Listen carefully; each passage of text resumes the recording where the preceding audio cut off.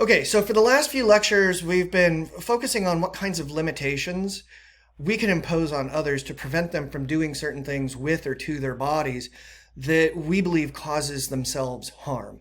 And now we're going to turn our focus a little bit and look not so much at what kinds of things we should be able to prevent people from doing with or to their bodies, but what kinds of things we might be morally justified in requiring people to do with or to their bodies. So the question for us is, should you be required to do some things with or to your body? Now, I'm thinking here of things that you might not want to do with or to your body. Is there any moral justification? Is there any moral justification for sometimes forcing someone to do something with or to their bodies? So I'm thinking about motorcycle helmets, for example. We have laws in California that say if you choose to ride a motorcycle on the street, you must wear a helmet. And if you don't, you're going to receive a ticket. And if you don't pay that ticket, you're going to be found in contempt of court. And then you're facing prison time. Okay? So think about the dynamic that's going on here.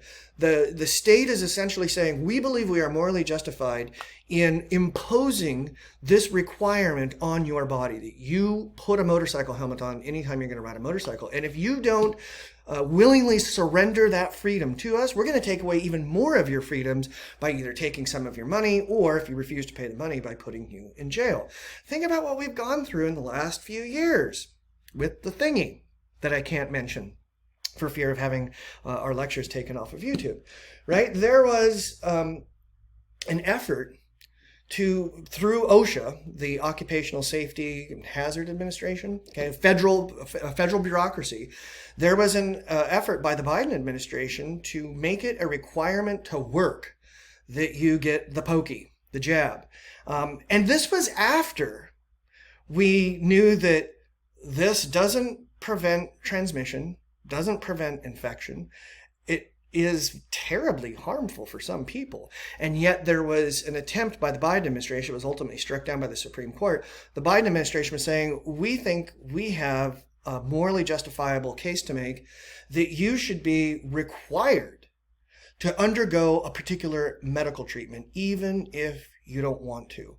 And we're going to say that your willingness to surrender this freedom to us is what's going to allow you to retain your freedom to work. And if you don't surrender this bodily autonomy to us on this issue, we're going to prevent you from working. Same thing with the cloth masks, right? Even, you can see this picture, it's sort of, these pictures were actually sadly common, where you have somebody playing a horned instrument with a hole cut in the mask. I saw all kinds of pictures like this with kids' orchestras and so forth. Okay, so the cloth mask idea was, we're going to take away your freedom to enter a particular business or enter a particular classroom unless you do what we demand with your body. You have to put this thing on. Even though, as we know now, they don't seem to have much, if any, effectiveness at preventing infection or transmission. Okay, so you can imagine an ethical libertarian is going to look at all of these scenarios and say, these are breaches of my bodily autonomy. These are a step too far. You're now considering me almost like a subject under a king. The ethical libertarian might say, these are inappropriate, morally unjustifiable uses to put my body to, or to do to my body.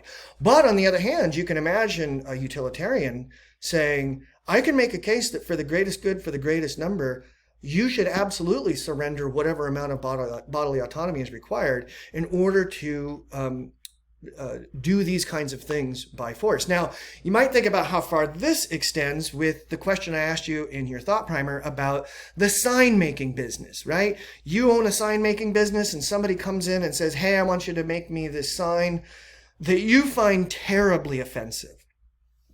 You own your sign business. Should this person be able to go to the federal government and say, this person over here refused to create a sign for me because they don't like the message. I want you to now go to that business, and I want you to force that person who owns the business to use their body and use their business to make me this sign. And this is not a hypothetical situation. You may be familiar with the Colorado cake baker or the Colorado web designer, both of whom, they owned their own businesses. This guy owned his own bakery. She owned her own web designing company. And they both refused to create a cake and create a website that had something to do with same-sex marriages, celebrating same-sex marriages or promoting same-sex marriages. They said, look, I'll sell you any cake you want, but I'm not going to use my body to create the message on the cake that you're asking me to, because I find that messaging in deep conflict with my own personal values. They might even say, I find it offensive, right? That's what they might claim. And so folks went to the Colorado Supreme Court and ultimately to the U.S. Supreme Court saying, we should, by force, as a government, be able to compel these people to use their bodies to create these things that have messages on them, even though they don't agree with the messages. And as you may know, the Supreme Court said, well, no, you can't compel speech. You can't require someone to say something. As a government, we can't require a private citizen to say something in their private business. That would be unconstitutional. That's compelled speech. And of course, ethical libertarians would say, right on, Supreme Court, you got it right. Whereas utilitarians, you can imagine, would say, like, wait a minute, I don't think this is going to ultimately end up producing the greatest good for the greatest number. Although you could make the case that on either way with the utilitarian argument on this one. But the thing to think about here for you is this: is there a limit on the kinds of actions that the government should be able to force you to commit with your body? Is there a limit on that? Is there a limit on what the government should be able to do to your body? Not just with your body, but to your body. Now, of course, we put some caveats on this. We'd say, like, well, look, if I get a job with a private business and my boss tells me I have to create a cake with this message on it and I refuse, then fine. You know, the boss can say, look, you either do it or you're fired. And then maybe we can resolve that easily enough. But what about the government? In other words, what about forcing someone under threat of punishment to express ideas that they don't agree with? Should there be limits on that? Or, for the greatest good for the greatest number, should we compel, through force of law, people to say the kinds of things that we think people should be willing to say?